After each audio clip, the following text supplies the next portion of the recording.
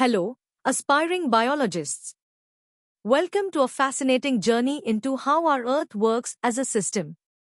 Today, we are diving deep into the water cycle, a fundamental process that keeps our planet hydrated and alive.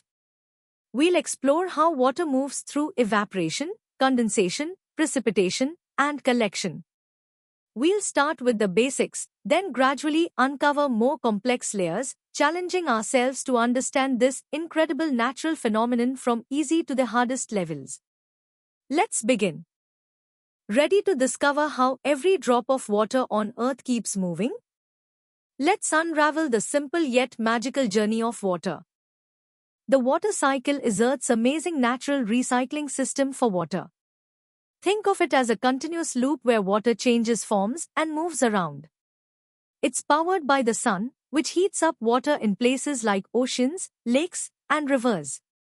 This heat turns liquid water into an invisible gas called water vapor, which then rises into the sky. This process is what we call evaporation, water literally evaporating, or vanishing, into the air as a gas. As this water vapor rises higher into the atmosphere, it starts to cool down. When it gets cold enough, the vapor changes back into tiny liquid water droplets or even ice crystals. These tiny droplets or crystals then group together, forming what we see as clouds in the sky. This is condensation. When these clouds become heavy with water, the water falls back to Earth as rain, snow, or hail, a process called precipitation. Finally, this water collects in oceans, lakes, rivers, or soaks into the ground, ready to evaporate again. This collection stage completes one loop of the cycle, only for it to begin anew. Now, let's test your understanding with some quick questions. First, what is the main source of energy that drives the water cycle? Second, what do we call the process where water vapor turns back into liquid droplets to form clouds? And third, name two places where water can be collected after it falls as precipitation. Think about the basic steps we just covered. Alright, let's deepen our understanding of the water cycle. We'll explore more details about each stage and how they all connect. The water cycle, also known as the hydrological cycle, is more than just a simple loop. It's a continuous, dynamic movement of water vital for all life and for regulating our planet's climate. Evaporation, driven by solar energy, is the primary way water turns into gas from large bodies of water. But did you know plants also contribute significantly? They release water vapor through their leaves in a process called transpiration. Together, evaporation and transpiration are often grouped as evapotranspiration, showing how both land and water surfaces release moisture into the air. Once water vapor is in the atmosphere, it rises, cools, and undergoes condensation, changing back into liquid droplets or ice crystals. These droplets need tiny particles, like dust or pollen, to cling to, forming the clouds we see. The type of precipitation, rain, snow, sleet, or hail, depends on the temperature and atmospheric conditions. This falling water then replenishes our surface water bodies.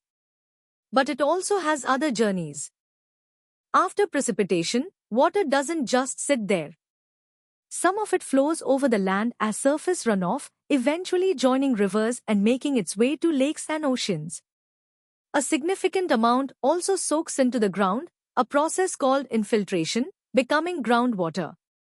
This groundwater is stored in underground layers called aquifers and is a crucial source of fresh water for humans and ecosystems.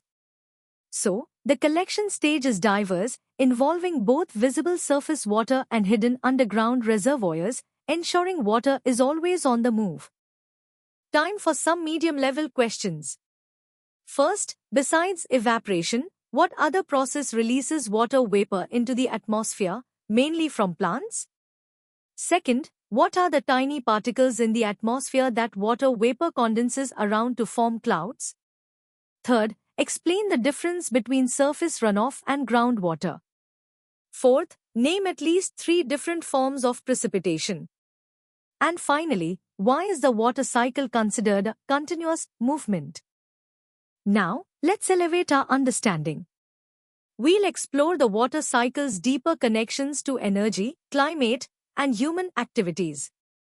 The water cycle isn't just about water moving, it's also a massive energy transfer system.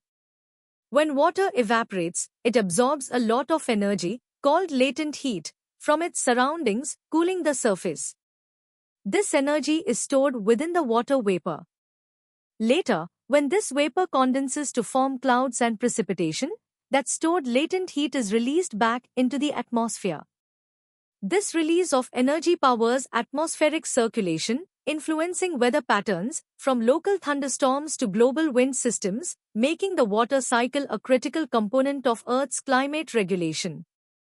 Beyond energy, the water cycle is fundamental to nutrient distribution.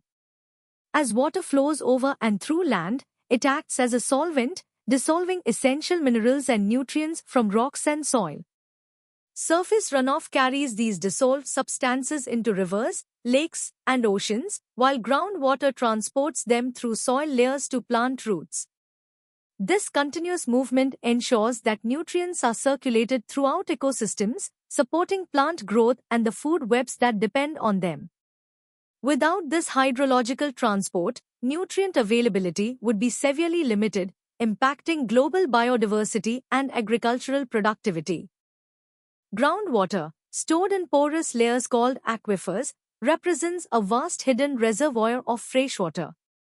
It's replenished through infiltration and percolation of surface water, but its abstraction by humans for drinking and irrigation often far exceeds its natural recharge rates, leading to depletion. Furthermore, human activities like deforestation, urbanization, and industrial pollution significantly impact the water cycle. Deforestation reduces local evapotranspiration, altering rainfall patterns. Urbanization creates impermeable surfaces, increasing runoff and flood risks. These anthropogenic changes disrupt the natural balance, posing challenges for water resource management and ecosystem health. Let's tackle some harder questions. First, explain the concept of latent heat in the context of the water cycle and its significance. Second, how does the water cycle contribute to global climate regulation? Third, describe the role of the water cycle in nutrient distribution across ecosystems. Fourth, what are aquifers and why are they important? Fifth, provide 2 examples of how human activities negatively impact the water cycle. Sixth, how does urbanization specifically affect the local water cycle? And finally, why is it crucial to understand the water cycle for sustainable living? Prepare to dive into the most intricate details of the water cycle. We'll explore advanced concepts, human engineering, and its profound connections to climate change. The hydrological cycle's complexity extends beyond the visible. It encompasses processes like sublimation, where ice directly turns into vapor, and the intricate dynamics of infiltration and percolation, governing how water moves through soil and rock layers. A fascinating tool for studying these processes is isotopic hydrology.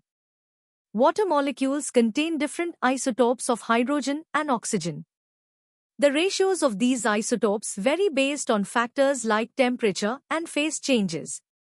Scientists use these isotopic fingerprints to trace the origin, age, and pathways of water, from ancient glaciers to modern groundwater, providing invaluable data for climate reconstruction and water resource management. One of the most dramatic forms of moisture transport is through atmospheric rivers. These are long, narrow corridors in the atmosphere that carry vast amounts of water vapor across oceans and continents. When these rivers make landfall, they can deliver extreme precipitation, leading to significant floods and contributing substantially to regional water supplies. From an engineering perspective, humans have extensively modified the water cycle. Dams, reservoirs, and irrigation systems fundamentally alter natural river flows, impacting local evaporation, groundwater recharge, and even regional climate. Desalination technologies, while providing freshwater, also present energy challenges and issues with brine disposal, further influencing the local hydrological balance. Climate change is profoundly intensifying the water cycle. Rising global temperatures increase evaporation, leading to more moisture in the atmosphere. This can result in more intense and frequent precipitation events in some areas, exacerbating flood risks, while simultaneously causing longer and more severe droughts in others. The delicate balance of snowpack accumulation and melt, crucial for seasonal water supply, is also being disrupted. These shifts have cascading ecological implications, affecting plant growth, biodiversity, and ecosystem services. For instance, altered rainfall patterns can stress forests, making them more susceptible to pests and fires, which in turn affects evapotranspiration and local climate. Understanding these intricate interactions is paramount for developing effective strategies for climate change adaptation and mitigation. The water cycle is not isolated, it's deeply interwoven with other biogeochemical cycles, like the carbon cycle. For example, changes in vegetation cover, whether due to deforestation or reforestation, directly impact local evapotranspiration rates, influencing atmospheric moisture and temperature. These feedback loops mean that disruptions in one part of the Earth's system can have far-reaching and complex consequences, emphasizing the interconnectedness of our planet's natural processes and the critical need for holistic environmental stewardship. Now, for the deepest dive with our hardest questions. First, differentiate between infiltration and percolation in the water cycle. Second, explain how isotopic signatures in water are used to trace its origin and movement. Third, describe the phenomenon of atmospheric rivers and their significance. Fourth, how do human-built dams and reservoirs impact the water cycle, both locally and regionally? And fifth, discuss the primary mechanisms through which climate change is intensifying the water cycle, leading to extreme weather events. Continuing with our challenging questions, sixth, what are the main environmental challenges associated with large-scale desalination projects? Seventh, how do changes in snowpack accumulation and melt patterns, influenced by climate change, affect water availability? Eighth, explain a specific feedback loop between the water cycle and the carbon cycle, giving an example.